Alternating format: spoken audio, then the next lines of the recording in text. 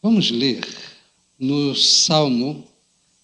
livro dos Salmos, no capítulo 139, os versículos 13 a 16. O livro dos Salmos,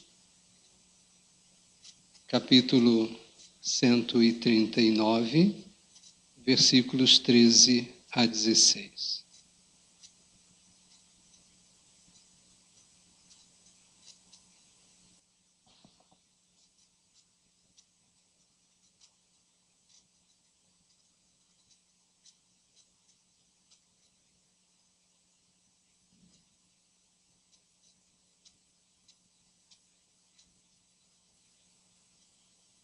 A Bíblia diz: Tu criaste o íntimo do meu ser e me teceste no ventre de minha mãe. Eu te louvo porque me fizeste de modo especial e admirável.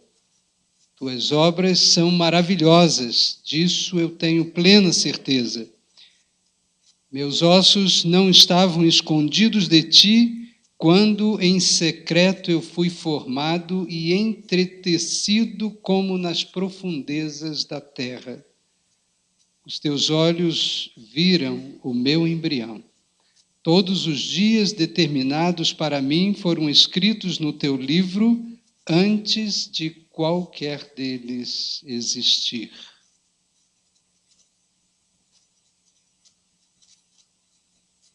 Pensei inicialmente nesse texto como um lembrete da palavra de Deus para cada um de nós, de que somos especiais. E eu gostaria de começar a reflexão lembrando isso para você. Você é único, especial.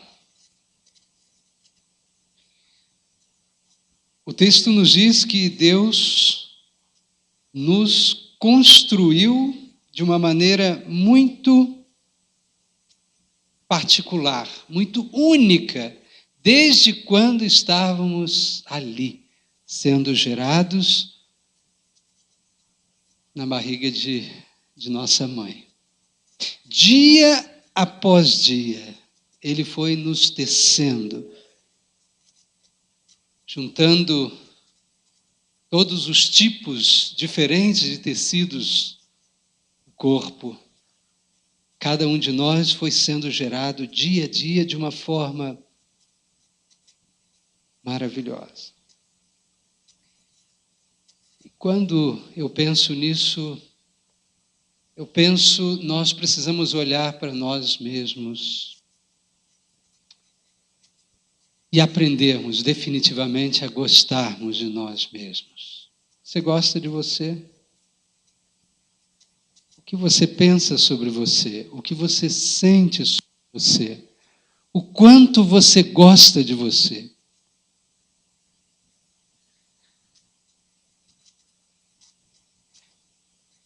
Ao longo da história cristã, essa questão da autoestima muitas vezes tem sido deixada de lado. Eu creio que muitas vezes nós cristãos temos nos equivocado em relação a essa questão do amor próprio. Isso porque, muitas vezes, enquanto cristãos, nós temos nos perguntado: eu realmente devo buscar gostar de mim? Devemos buscar uma boa autoestima? Devemos buscar gostar de nós mesmos? Mas o que a Bíblia ensina sobre isso? Então, às vezes, interpretamos textos como palavra do apóstolo Paulo: eu já estou crucificado com Cristo e vivo não mais eu, mas Cristo vive em mim. Textos como Palavras do Senhor Jesus: aquele que amar a sua vida, perdê-la. Então, deveríamos amar a nós mesmos? Será que o ensino cristão não seria que nós deveríamos o tempo todo estarmos por nos colocarmos na posição de crucificados? Então nós deveríamos rejeitar o amor próprio? Não deveríamos gostar de nós mesmos? Isso não seria uma incompatibilidade com a vida cristã? Não haveria uma incompatibilidade entre ser cristão e ter uma boa autoestima?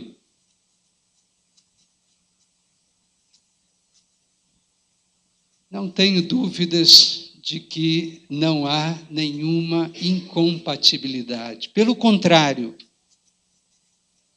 enquanto cristãos, ou por sermos cristãos e compreendermos a visão de Deus sobre o homem, por compreendermos a visão de Deus e o amor de Deus por nós, ainda mais temos motivos para aprendermos a gostar de nós mesmos e a buscarmos uma autoestima equilibrada. Com certeza, esses textos, como ser crucificado com Cristo, como Paulo disse, mencionei agora há pouco, como as palavras de Jesus recomendando que nós não deveríamos nos apegar à nossa vida, são textos que se referem ao compromisso do discipulado. É uma outra perspectiva. São textos que enfocam a questão de assumirmos o seguirmos a Jesus e submetermos a nossa vida à vontade dele. Mas não são textos que ensinam que haja alguma coisa errada em gostarmos de nós mesmos, em nos amarmos. Mas, por outro caminho, alguém poderia questionar: mas, Agenildo, veja bem, essa mensagem não parece ser inadequada para os dias de hoje, quando, de fato, nós estamos vendo que as pessoas parece que estão cada vez mais centradas em si mesmas. Parece que o comportamento humano é mais marcado por um egoísmo. Será necessário ir ao púlpito e ensinar sobre, ou falar sobre autoestima? Não parece que as pessoas andam se gostando demais? Que as pessoas andam demais, cada uma preocupadas com si mesma? Que o ser humano não anda cada vez mais egoísta, mais pensador em si mesmo e nos seus próprios interesses? Então, será que as pessoas, de fato, não andam cada vez menos preocupadas com os outros? Elas não estão demonstrando que se amam demais? Será que a Bíblia reforça esse tipo de comportamento? Será que é correto, então, estar incentivando que as pessoas se amem? Elas já não se amam demais, o ser humano já não está sendo cada vez mais apaixonado por si mesmo? Novamente eu digo, para mim são coisas diferentes. Eu também acredito eu realmente acredito que, de um modo geral, o comportamento humano vai sendo cada vez mais marcado pelo egoísmo. As pessoas parece que buscam os holofotes, buscam estar no centro de tudo, mas isso não tem nada a ver, creio, com autoestima. Ou, pelo menos, com uma autoestima saudável. Eu não estou falando daquele tipo de comportamento de quem se vê sempre no centro, acha que tem que ser o centro de tudo, aquele que acha, como eu costumo dizer, que, no mínimo, ele é o máximo, né?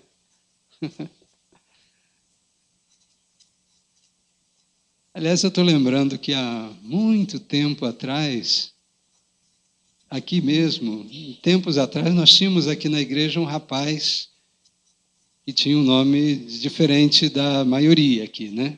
Eu lembro que quando falei essa frase sobre há pessoas que pensam que no mínimo são o máximo, eu lembro de ter dito mais ou menos assim, gente, nenhum de nós aqui é o máximo, a não ser, desculpem, o máximo.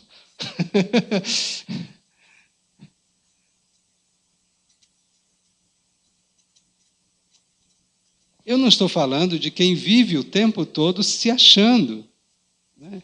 Como aquela pessoa que ela não diz, mas parece que diz. Mais ou menos assim, quando alguém o conhece. Olha, você hoje está tendo um dos maiores privilégios da sua vida, de me conhecer. Porque eu sou muito legal, eu sou muito bom. Bom, se alguém fala isso brincando e usando de humor, até tudo bem. Mas, de fato, há pessoas que vivem, circulam por aí se achando realmente muito melhor que os outros, né? E o mundo está cheio de pessoas assim que andam circulando por aí, achando que realmente elas são muito melhores que todos os outros. Isso ou é autoestima demais ou de menos, porque a maior parte das vezes esse tipo de comportamento é o comportamento de quem tem uma autoestima baixa, de quem não se gosta de verdade, de quem não se ama de verdade e tem a necessidade de fazer barulho, tem necessidade de mostrar, tem necessidade de aparecer, tem necessidade de demonstrar para os outros aquilo que, na verdade, ele não pensa a respeito dele mesmo. Então, nem sempre alguém que se acha, como está se achando, né? Está se achando. Uma boa parte daqueles que parecem que estão se achando, na verdade, não se acham. Tem uma autoestima baixa. Mas não estamos falando desses casos. Eu creio que Jesus espera que cada um de nós goste de si mesmo na medida saudável, na medida equilibrada, tenha uma boa autoestima, tenha uma boa percepção sobre si mesmo. É isso que Deus quer para cada um de nós. Jesus ensinou o amor próprio. Jesus ensinou sobre termos uma autoestima saudável. Jesus mesmo disse assim: ame ao teu próximo como você ama a si mesmo. Vejam que, quando ele falou isso, ele estava confirmando que amar a si mesmo é uma coisa boa, é uma coisa desejável. Ame ao teu próximo do jeito que você ama a si mesmo. Inclusive, Jesus coloca o amor a si mesmo como uma referência ao amor ao próximo. Quer dizer, como é que você será capaz de amar de uma maneira equilibrada alguém se você não ama a si mesmo? É isso que Jesus está dizendo. Você deve amar ao próximo, mas tenha o amor que você tem por si mesmo como um referencial. Então, amar ao próximo é o certo, amar a si mesmo também. Jesus demonstrou isso, o quanto ele valoriza que nós tenhamos uma autoestima saudável, pela forma como ele alcançou as pessoas e o que ele fez com as pessoas. enquanto andou por aqui entre nós. Jesus colocou pessoas de pé. Jesus não se alegrava em que as pessoas estivessem vivendo vidas de derrotados. Jesus colocou de pé muita gente com a sua palavra, com os seus ensinos e com a sua atitude em relação a elas. Quando Jesus curou pessoas, quando ele curou aleijados, cegos, né? Ele dizia: levanta-te, põe-te em pé.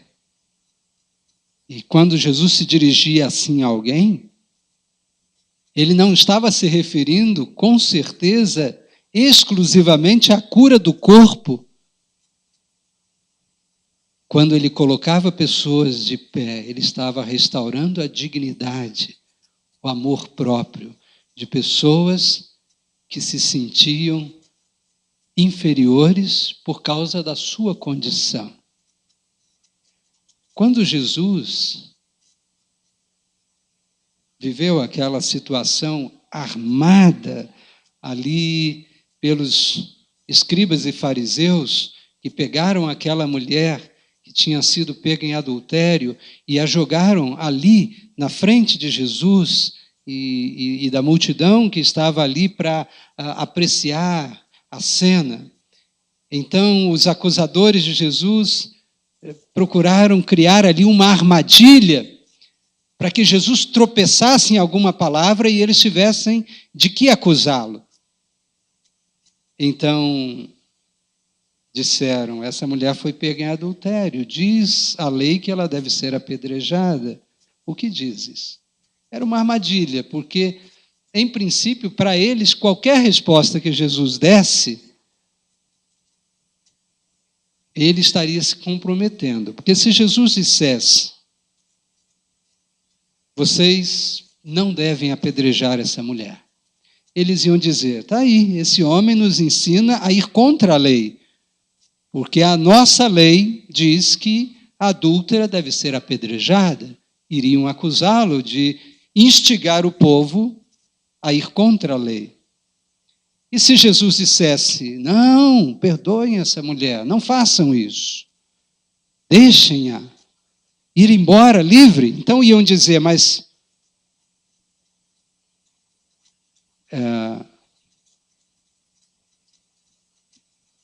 sim, é a mesma coisa, né? Você está nos ensinando a desobedecer a lei. Mas se Jesus dissesse: apedrejem essa mulher, não é o que está escrito na lei? Então eles iam dizer: mestre, há uma grande contradição aí entre o teu ensino e a tua prática. Você tem nos ensinado amor e agora recomenda que apedrejemos essa mulher? Onde? Você tem um ensino muito contraditório. Qualquer resposta que Jesus dissesse: apedrejem ou deixem-na ir em paz, eles já tinham um plano B. Eles já tinham a resposta para acusar a Jesus, só que eles não esperavam a resposta sábia de Jesus: aquele entre vós que não tem pecado, então atire a primeira pedra. Essa resposta de Jesus foi uma pedrada, né, na consciência daqueles homens. Eles ficaram sem resposta e foram saindo um a um. E então Jesus se dirige àquela mulher que pensava estar vivendo os seus últimos momentos de vida, que já estava esperando a primeira pedrada, e aquela mulher que já estava considerando que sua vida se foi. Jesus se dirige a ela depois que seus acusadores vão embora, e ela então no chão, arrasada, derrotada, ouve de Jesus essa palavra: filha, ninguém te condenou, eu também não te condeno. Levanta-te, vá em paz e não peques mais. Segue tua vida. Jesus restaurou aquela mulher, trouxe de volta à vida. e propôs a ela uma vida diferente, com dignidade.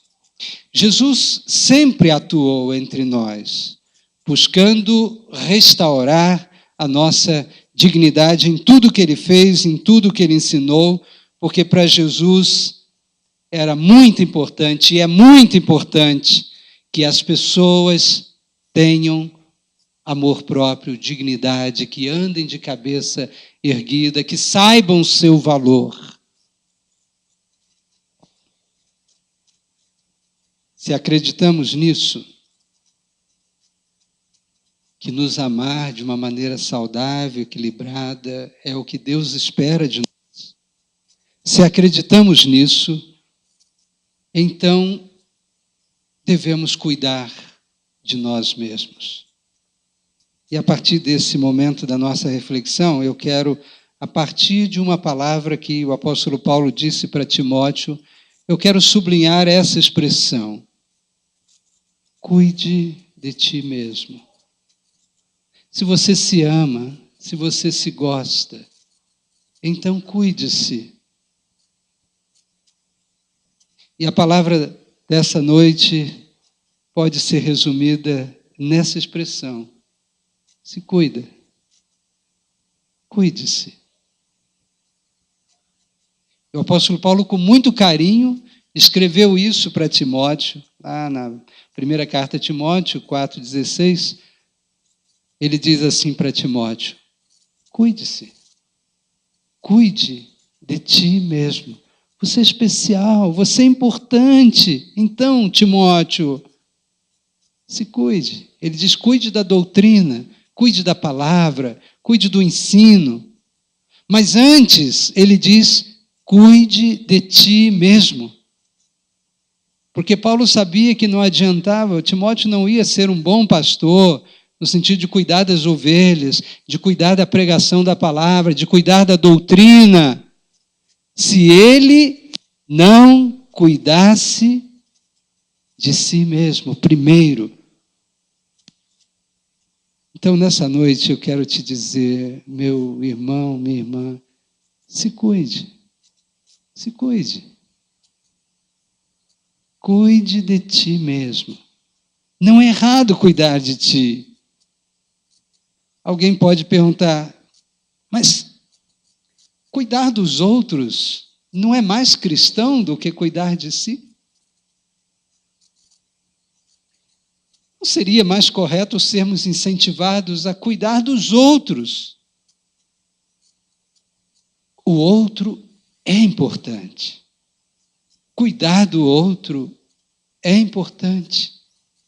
Termos essa visão de cuidar de alguém, de alguma forma, sempre. É importante? É importante. Mas cuide-se. Assim como ainda há pouco nós falamos sobre amar-se para amar, da mesma forma eu diria cuidar-se para cuidar. Se alguém não cuida de si mesmo, como pode cuidar de alguém? Se eu não estou bem comigo mesmo, com a vida, se eu não estou bem, como posso cuidar de alguém?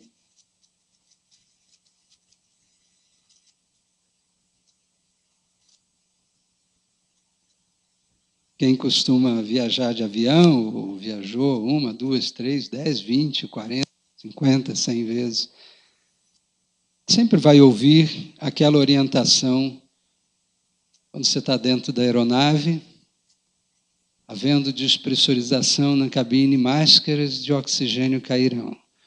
Se você tem uma criança ou alguém dependente ao seu lado, coloque primeiro a máscara em você.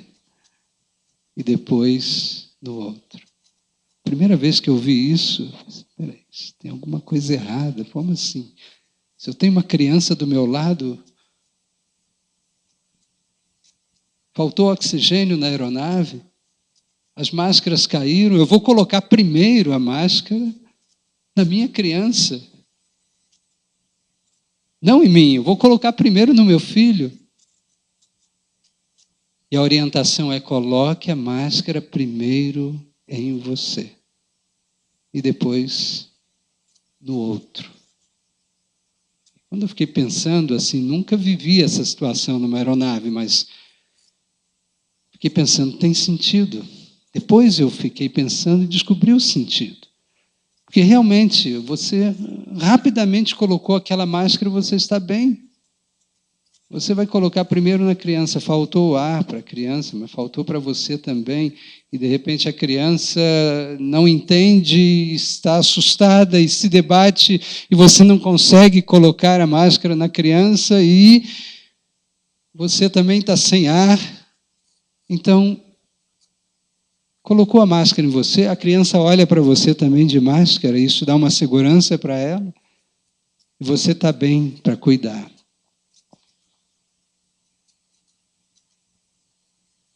Cuidar-se para cuidar. Cuide de ti mesmo. Isso é bíblico, isso é correto. Se cuide. Cuide de você. Eu não estou dizendo que só você é importante, que o outro não é. Eu não estou aqui dizendo que o importante, a única coisa importante na vida é amar-se. Ame-se e o resto não interessa. Não é isso. Mas ame-se. Se cuide.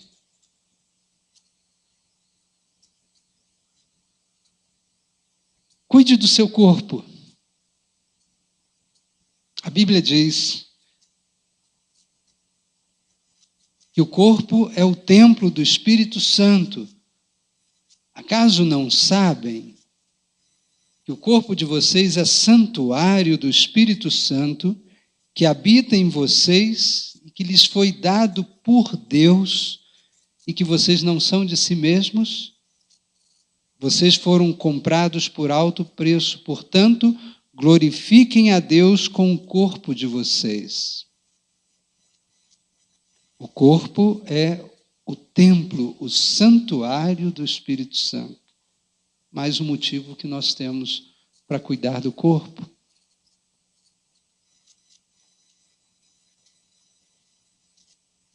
Isso significa cuidar da nossa saúde. Isso significa buscar, dentro do possível, dentro das nossas possibilidades, estar sempre buscando qualidade de vida no que se refere ao cuidado do corpo. Isso significa criarmos hábitos saudáveis, protejam o nosso corpo das doenças, alimentação, atividade física. É isso que Deus espera de nós. Isso significa consultas regulares aos médicos. Se cuide. Isso também faz parte da vida cristã. Isso também faz parte da mordomia cristã, de sermos mordomos, zeladores do que Deus coloca à nossa disposição e que pertence a Ele, inclusive o nosso corpo.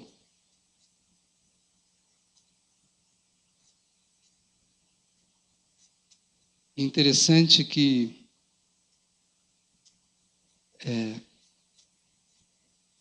há uma ligação, sim, inevitável entre amar-se e cuidar do corpo, né? Quando alguém está com autoestima muito baixa, quando alguém não anda se gostando,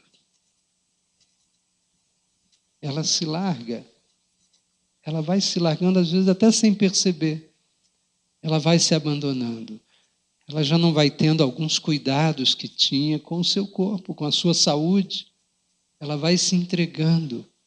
E quanto mais aprendemos a gostar de nós mesmos de uma maneira saudável, mas nós valorizamos também o corpo que Deus nos deu para vivermos essa vida aqui e cuidamos dele.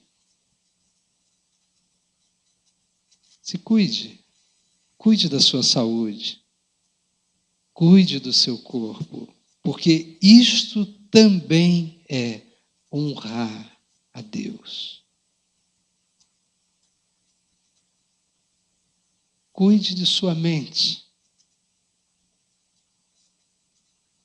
Como precisamos ter cuidado com os nossos pensamentos. De uma certa forma, nós agimos a partir dos nossos pensamentos. E a Bíblia diz sobre essa questão dos pensamentos de qualidade. Paulo escrevendo aos irmãos da cidade de Filipos, aos Filipenses 4:8, ele diz: finalmente, irmãos, tudo que for verdadeiro, tudo que for nobre, tudo que for correto, tudo que for puro, tudo o que for amável, tudo o que for de boa fama, se há algo de excelente ou digno de louvor, pensem nessas coisas. Ou noutra tradução, sejam essas coisas que ocupem o vosso pensamento.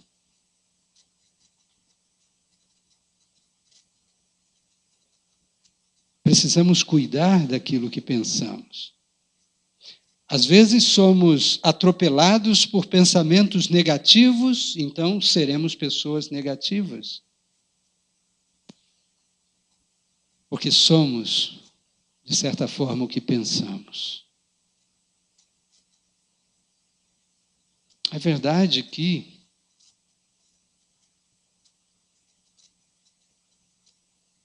nós não conseguimos evitar. O pensamento é tão rápido, não é? Você vê, já pensou.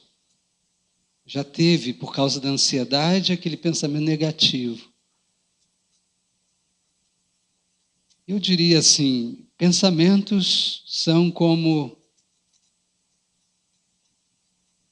passarinhos.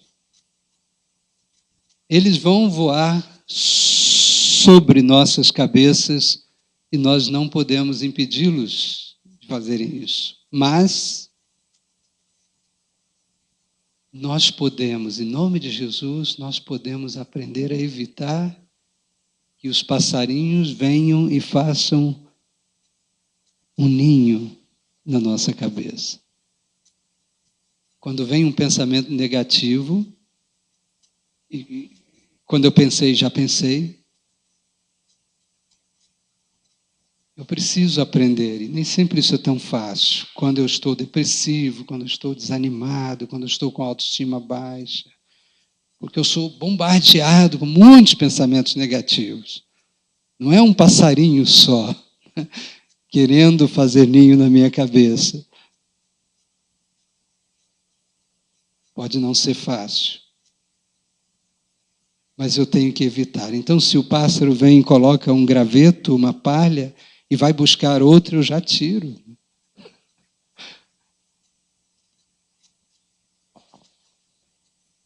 Cuide-se. Cuide de sua mente.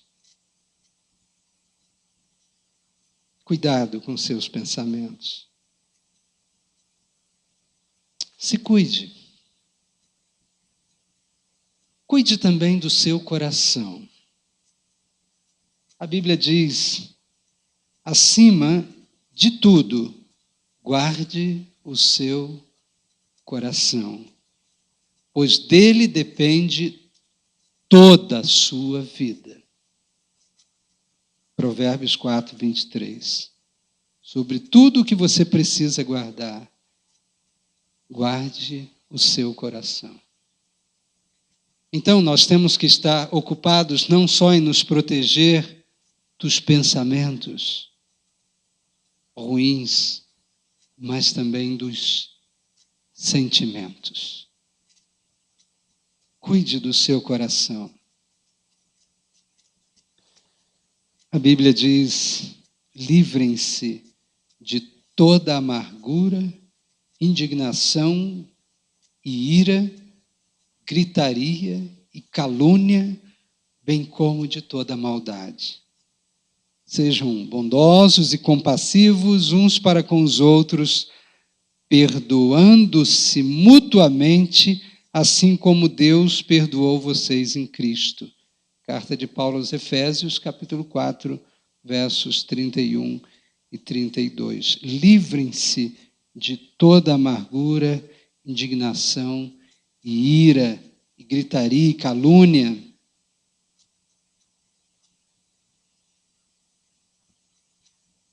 Os sentimentos ruins nos adoecem. Os sentimentos negativos vão nos destruindo aos poucos.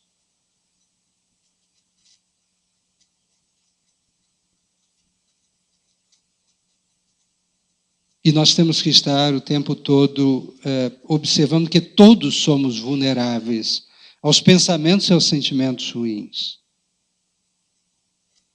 Nenhum de nós está naturalmente blindados a eles. Todos somos vulneráveis. Então todos temos que estar o tempo todo cuidando das coisas que sentimos, das coisas ruins que guardamos a respeito de alguém. Nesse contexto, entre tantos sentimentos que nos destroem, está a amargura, está a mágoa. E a solução que a palavra de Deus nos apresenta, e que eu sei, é um caminho, às vezes não é fácil assim, liberarmos perdão para alguém e ficarmos livres rapidamente da amargura, da mágoa. A Bíblia não diz que é um caminho fácil. Talvez para algumas pessoas isso seja mais fácil do que para outras. De acordo com a personalidade que temos, né, às vezes é mais difícil nós conseguirmos liberar alguém que nos magoou. Mas para todos nós esse é o melhor caminho da libertação, da liberdade. É o perdão. Porque enquanto eu não consigo perdoar, eu estou preso. Falta de perdão é uma prisão. É uma prisão que nos causa muito sofrimento. A melhor coisa que podemos fazer por nós mesmos é perdoar alguém que nos tem magoado. Porque enquanto não conseguimos perdoar, podemos ter certeza de uma coisa: quem está perdendo mais nessa história toda somos nós mesmos.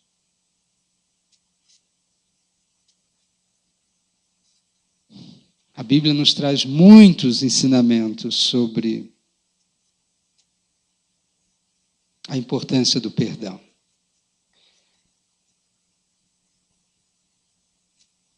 Às vezes, para conseguir isso, a gente vai precisar de ajuda, a gente vai precisar conversar com alguém, a gente vai precisar falar sobre a nossa mágoa. De preferência, quando for possível, conversar com a própria pessoa que é objeto da nossa amargura, da nossa mágoa,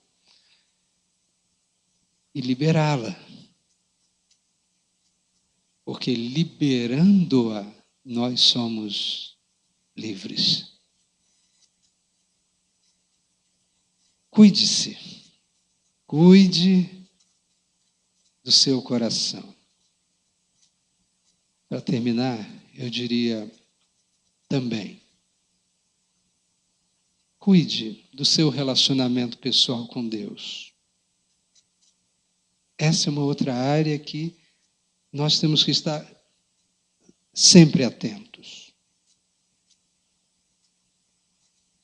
eu preciso diariamente cuidar do relacionamento pessoal que estou tendo com Deus. Isso envolve, eu não posso me descuidar do cuidado com a minha vida devocional, do meditar na palavra, do orar, do viver o tempo todo consciente de que Deus está presente na minha vida. Não é só o tempo de adoração, o domingo, na igreja, né? Mas todo o tempo e o tempo todo. Cuidar da vida devocional, cuidar desse relacionamento. A Bíblia diz: tu conservarás em paz aquele cuja mente está firme em ti, porque ele confia em ti, porque ele vive contigo, ele confia, vive um relacionamento contigo. Tu conservarás em paz aquele cuja mente está firme em ti. Esse é mais um cuidado, sobremodo importante, que nós que aprendemos ou vamos aprendendo a nos amar, precisamos ter, que é o cuidado com o relacionamento pessoal que temos com Deus. Isso tem a ver com autoestima também, né? Viver um relacionamento pessoal com Deus saudável é amar-se. Já ouviu a história de alguém que teve na sua história um problema muito sério, por exemplo, no seu relacionamento com seu pai, na sua infância, ao longo da sua vida, e talvez entre nós, alguns têm uma história assim, para contar, se fosse o caso, se quisesse. Isso não é uma regra geral, mas é muito comum pessoas que tiveram muitas dificuldades com o pai ter dificuldade de se relacionar com o Pai Celestial. Nossa mente faz umas associações, né? Há pessoas que só vão conseguir viver um relacionamento mais saudável com Deus quando conseguirem resolver algumas questões no seu relacionamento um pai que magoou, que decepcionou, né? Isso não é regra geral, e a sua história pode ser diferente. Você pode estar vivendo um relacionamento muito bom com Deus e teve uma história difícil com o pai. Isso não é uma regra geral. Mas o fato é que viver uma boa relação com Deus também tem a ver com gostar-se. Até que se a gente começa a pensar assim, quem sou eu para estar assim com Ele? Quem eu sou? Eu sou nada. E Ele é tudo. Aliás, quem não conhece nada sobre a vida cristã e sobre a proposta de Jesus, e sobre a proposta bíblica, e sobre a pessoa do Espírito Santo que atua em nós, permitindo que tenhamos comunhão com Deus, as pessoas que não conhecem o Espírito Santo, que não sabem que nos é pedido viver um relacionamento pessoal com Deus, elas acham ou que é loucura, ou que é autoestima demais. Imagine, você diz que vive um relacionamento com Ele. Quem é você? Você acha que o Criador de todo o universo, de todas as galáxias, você acha que você pode ter um relacionamento com Ele? Chamá-lo de amigo? Ou você é doido, ou você se acha demais, né? Isso é muito estranho para quem não conhece o Evangelho e a possibilidade que nós temos de um relacionamento e de comunhão comunhão com Deus através do Espírito Santo. Mas nós vamos acreditar nessa possibilidade, porque Deus nos fez especiais, únicos. Em todo o universo, não existe alguém igual a você. Deus te fez absolutamente único. E por isso o relacionamento pessoal que você pode ter com Ele é único.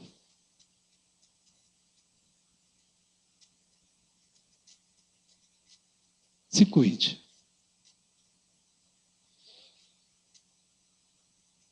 Se ame. Se cuide. Cuide do seu corpo, cuide da sua mente, cuide do seu coração. Cuide do seu relacionamento pessoal com Deus. Amém? Vamos orar. Pedir que a equipe de louvor já esteja se posicionando. Nós vamos orar. Depois seremos ministrados pela equipe nessa última canção. E logo em seguida nós estaremos, então, encerrando nosso encontro nesta noite diante do Senhor.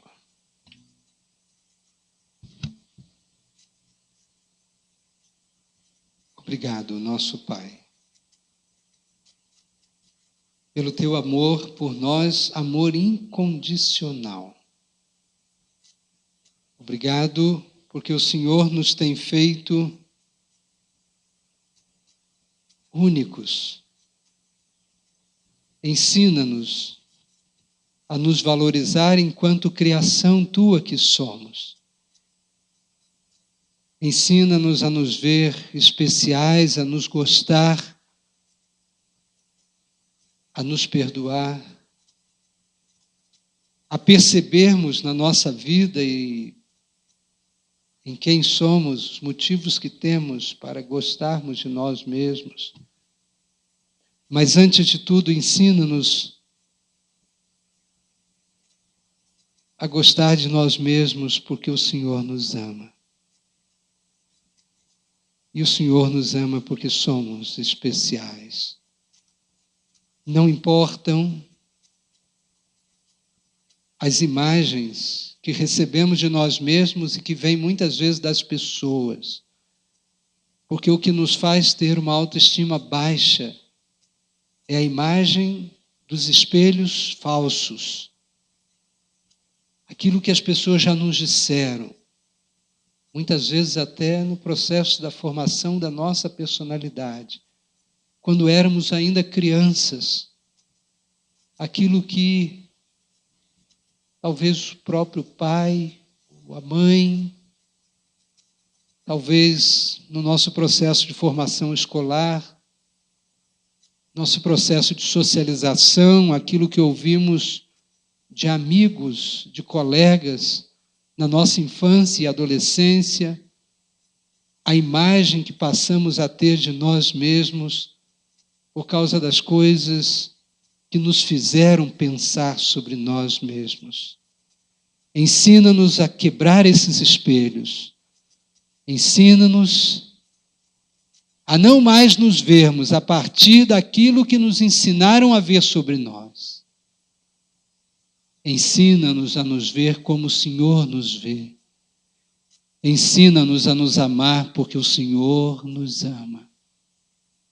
Ensina-nos a partir do fato de que nos amamos, a nos cuidar, para que possamos até cuidar de outros também. Dá-nos uma visão saudável e equilibrada de nós mesmos, para que tenhamos qualidade de vida, para que, abençoados, sejamos bênçãos também. Aplique essa tua palavra à vida de cada um de nós.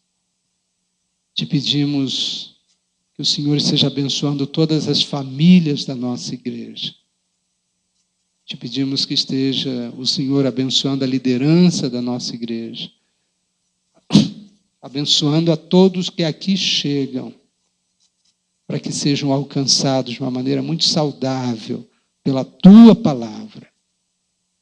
O Senhor esteja abençoando nossos irmãos em viagem, aqueles que estão a caminho de Curitiba, assim como todas as caravanas desse evento dos nossos jovens da convenção, todas as caravanas voltando às suas igrejas, às suas famílias, às suas cidades.